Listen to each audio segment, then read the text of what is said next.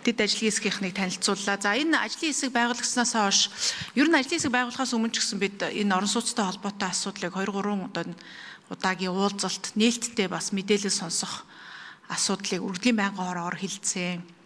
За энэний дагуу ажлын хэсэг байгуулагдаад бас түүний дараа төрийн байгууллагуудтай мэдээлэл нэгтгэх, за хорхигчдын төлөөлөл, за мөн төсөл хэрэгжүүлэгч байгууллагууд, төрийн байгууллагуудын хамтарсан уулзалтуудыг бас хэд хийсэн.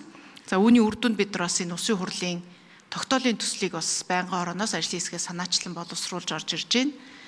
Тэгээ энэ яг иргэдийн тулгамдж байгаа асуудал, хууль эрх зүйн орчныг сайжруулах, бодит одоогийн байдлыг иргэдийн хохирлыг арилгах талаарх арга хэмжээнүүдийн наривчилсан бас дүн шинжилгээ, ямар арга хэмжээ авч ээж, ямар төрлийн асуудлууд нь шийдэгдэх үү гэдгийг бас ажлын хэсэг дээрээ нэлээн гишүүд маань бас идэвхтэй ажилласан. Гэхдээ энэ ажил бол ингээд дуусч байгаа бол биш.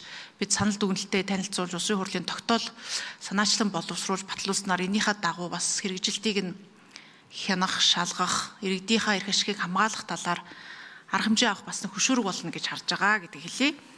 За ажлын хэсгийн санал дүгнэлтийг бол засгийн газар чиглэл өгөх тухай Улсын хурлын тогтоолын төслийг та бүхэнд танилцуулъя.